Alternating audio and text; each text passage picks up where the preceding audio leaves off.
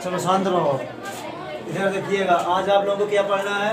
Narration. Narration में देखिए यहाँ पर लिखा गया है, नरेशन है, कथन है, कथन है, स्टेटमेंट है, और इसलिए हमारा ये जो वर्ड है क्या है? कॉमन नाउन है, कॉमन नाउन है। और ये कॉमन नाउन जो नरेशन शब्द है मेरा निकला हुआ है नरेट से।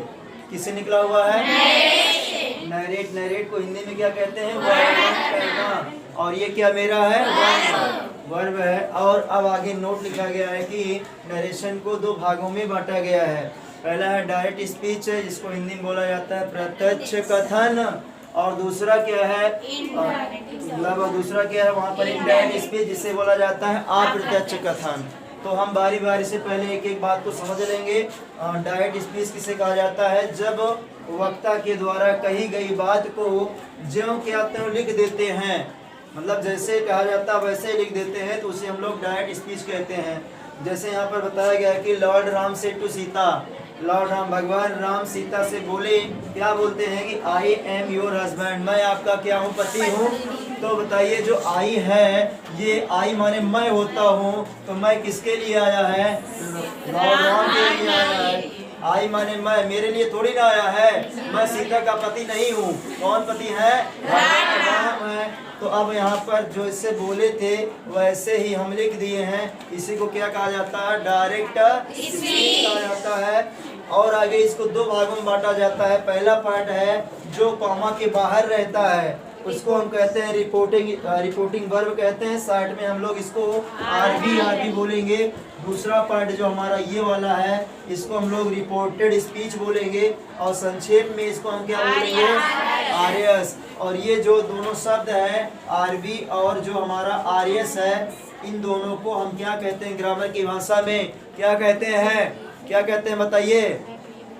एब्रीविएशन कहते हैं। इन दोनों को क्या कहेंगे? एब्रीविएशन कहेंगे, संक्षिप्तीकरण कहेंगे।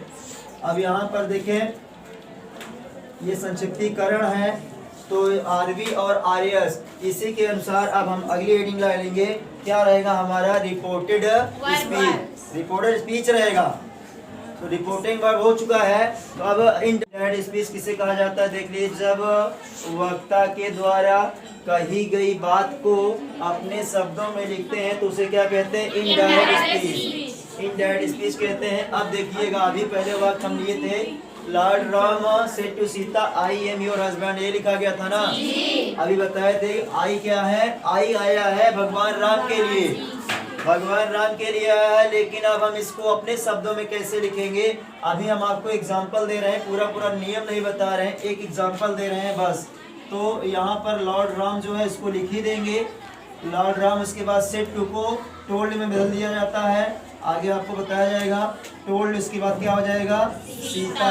यहाँ पर और ये जो कॉमा लगा है, मतलब हटाते हैं, तो उसके स्थान पर हम कंजंक्शन लगाते हैं। क्या लगाते हैं? कंजंक्शन। और कंजंक्शन को यहाँ पर जो लगता है उसे कहते हैं दैट। और आई चेंज हो जाएगा कर्ता के अनुसार, राम के अनुसार हो जाएगा ही। अभी हम बताएंगे बाद में कैसे। और इसका हो जाएगा एम के स्थान पर वाज हो जाएगा, योर का हो जाएगा हर, उसके बाद हस्बैंड। ये इतना हो चुका है। क्योंकि अभी तो एक एग्जांपल है, भैया को पूरा फार्मूला बताया जाएगा इसमें का। बात समझ आई? जी। देखो नोट करो।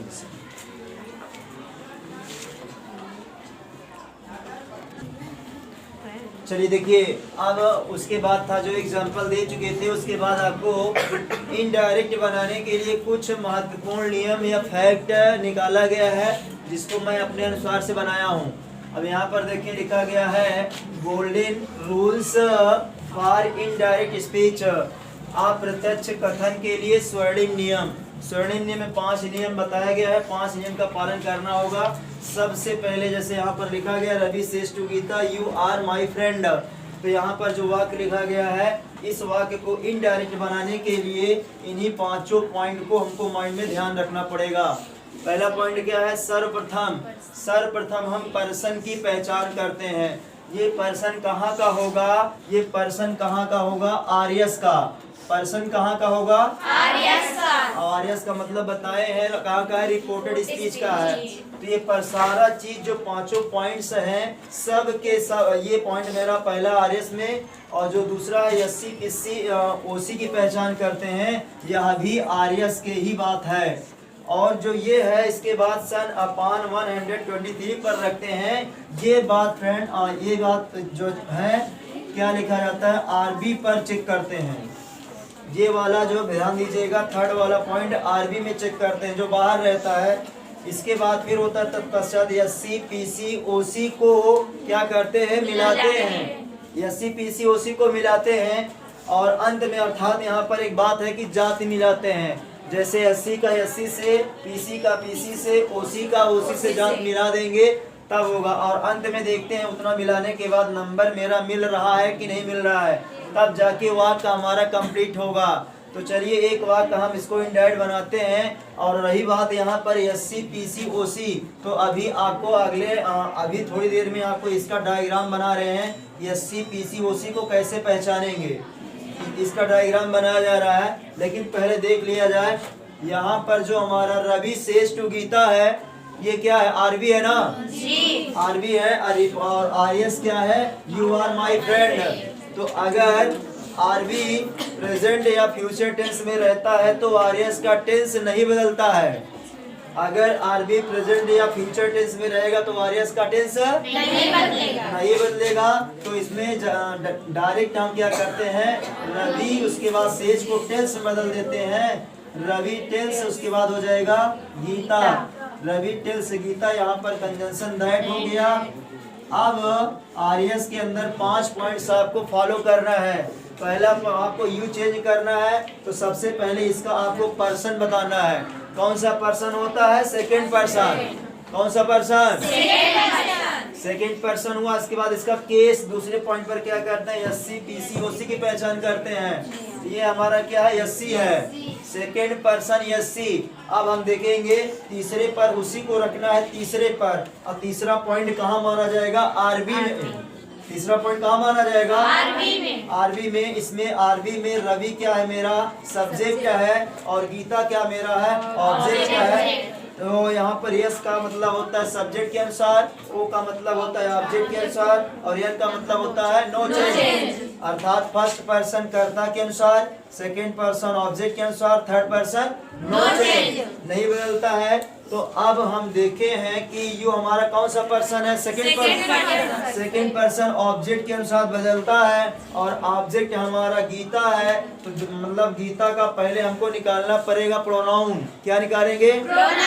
प्रोनाउन निकालेंगे। जितनी भी स्त्रियां हैं सबका प्रोनाउन क्या हो जाएगा? सी। और जितने भी पुरुष हैं सबका प्रोनाउन हो जाएगा ही। ये और जितने भी जानवर और निजी वस्तु हैं सबका प्रोनाउन हो जाएगा इट। तो गीता स्त्री है इसलिए पहले इसका प्रोनाउन निकाल लेंगे, हम हो जाएगा सी। और सी होता है एससी कास्ट का। एससी कास्ट जात इसकी क्या होती है? एससी। और हमको भी यू के स्थान पर कौन सी जात लेके चलना है? एससी। इसका मतलब इनकी जाति और इनकी जात मिल गई ना, तो हम यू के स्थान पर क्या लिख सकते हैं? सी लिख सकते हैं, क्योंकि हमारी जाति यह भी एससी है और यह भी एससी है, दोनों की जात मिल गई है, लिख दिए हैं। टेंस नहीं चेंज होता तो यहाँ पर क्या लिख देंगे? इज। इज। उसके बाद माई हो जाएगा। अब देखिए फिर वही पर्सन, कौन सा पर्सन है? माई, फर्स्ट पर्सन। फर्स्ट पर्सन इनका। उसके बाद देखिए वही काम करना है बार बार। फर्स्ट पर्सन है, उसके बाद दूसरा पॉइंट एससी पीसी, ये पीसी है। माई कौन सा चीज है? पीसी। तीसरे स्पेशन पर रखेंगे। तो अब यहाँ पर फर्स्ट पर्सन बदलता है सब्जेक्ट के अनुसार। सब्जेक्ट मेरा कौन है? रवि। रवि का प्रोनाउन क्या हो जाएगा? ही, क्योंकि रवि पुरुष है, इसका प्रोनाउन क्या हो गया? ही। और अब ही, लेकिन अब देखें जाति मिलाइए। ही हमारा कौन से जाति का? एससी। और यहाँ पर कौन सी जाति है? पीसी। तो यहाँ पर कह रहे हैं कि हमको पीसी जाति का चाहिए, तो ही के स्थान पर एक कदम और बढ़ा देंगे, हो जाएगा हिज। और दोनों की जात मिलने रहेगी। इनकी भी जात पीसी हो गई है और इनकी भी जात पीसी है। और आगे एक शब्द लिखा गया है फ्रेंड, ये उतार देंगे, ये मेरा वाक्य हो जाएगा। अब इसके बाद आप लोगों को केस बताया जाएगा, कैसे पहचानेंगे, केस का डायग्राम बनाया जाएगा।